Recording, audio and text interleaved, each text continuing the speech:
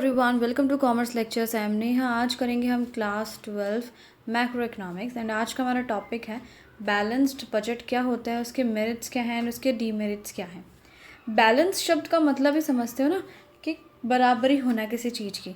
सो balanced budget का मतलब क्या हुआ, ऐसा बजट जिसमें कि गवर्नमेंट की जो रिसीट्स होती हैं और गवर्नमेंट के एक्सपेंडिचर होते हैं दोनों ही इक्वल होते हैं। ठीक है, उसे बैलेंस्ड बजट बोलते हैं। यानी गवर्नमेंट की रिसीट से इधर क्या मतलब है कि गवर्नमेंट की जितनी भी इनकम हो रही है वो बराबर है गवर्नमेंट के एक्सपेंडिचर के, यानी गवर्नमेंट के खर्चों के। मतलब इनकम और खर्चे दोनों चीज़ें बराबर जब होंगे तो हम बोलेंगे बैलेंस्ड बजट है। दोनों में बराबरी है, खर्चे में भी और कमाई में भी। फ़ायदे क्या हैं इसके? Government does not involve in wasteful expenditure, यानी गवर्नमेंट फालतू का खर्चा नहीं करती है इसमें। जहाँ बहुत ज़्यादा गवर्नमेंट को लगता है कि ये इम्पॉर्टेंट है और इसके बिना काम नहीं चल सकता है, सिर्फ वही पैसा खर्च करेगी, क्योंकि उसको पता है हमारे पास लिमिटेड इनकम है और हमें सिर्फ इतना ही खर्च करना है, इससे ज़्यादा खर्च नहीं करना है, तो फालतू का खर्चा नहीं होगा। ठीक है। It ensures financial stability, financial stability आएगी इससे, यानी हम फाइनेंशियल स्टेबल हो जाएंगे। हमें बार बार किसी से लोन लेने की, कर्जा उठाने की कोई ज़रूरत नहीं पड़ेगी। जितना अपना कमा रहे हैं उतना अपना खर्च रहे हैं, ये स्टेबिलिटी आ जाएगी।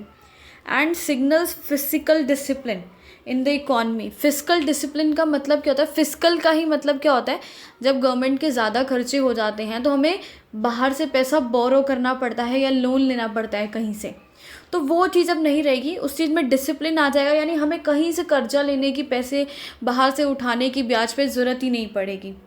चलो, बहुत अच्छे फ़ायदे हैं। नेक्स्ट पढ़ते हैं डीमेरिट्स क्या हैं। डीमेरिट्स है, it does not solve the problem of unemployment, यानी बेरोज़गारी, लोगों को नौकरी ना मिलना। ये चीज़ में राहत हमें नहीं मिलेगी अगर हम ये वाला बजट यूज़ करते हैं तो। क्यों? क्योंकि हम लिमिटेड सा पैसा खर्च कर रहे हैं। जब तक पैसा खर्च नहीं करेंगे, नई नौकरियां नहीं लाएंगे, तब तक कहाँ से अनएम्प्लॉयमेंट की प्रॉब्लम दूर होगी, है ना। अनएम्प्लॉयमेंट की प्रॉब्लम दूर करने के लिए नई नई नौकरियां पैदा करनी पड़ेगी ना, उसके लिए पैसा चाहिए और पैसा हम खर्च नहीं रहे हैं। Second cheese, it does not help in growth in less developed countries, यानी ये बिल्कुल भी मदद नहीं करता है जो लेस डेवलप्ड कंट्रीज़ है कि उसमें ग्रोथ हो, वो आगे बढ़े। जैसे कि इंडिया है, अब हमारी जो कंट्री है वो लेस डेवलप्ड है या डेवलपिंग हम बोल सकते हैं, अभी डेवलप कर रही है। तो अपने देश में क्या है, बहुत सारे खर्चे की ज़रूरत है। क्यों? अगर हमारी गवर्नमेंट हम लोगों पे खर्चा नहीं करेगी, हमें ये राशन पानी सस्ता नहीं देगी, हमारे लिए नौकरियां नहीं निकालेगी, हमें सिलेंडर सस्ता नहीं देगी, हम कहाँ जाएंगे? गरीब आदमी कहाँ जाएगा, है ना। सो ग्रोथ तभी पॉसिबल है जब क्या हो, इन्वेस्टमेंट एक्सपेंडिचर हो, गवर्नमेंट यानी पैसा खर्चे। जब गवर्नमेंट पैसा खर्चेगी तभी हम लोगों का भला होगा, हमारा वेलफेयर होगा।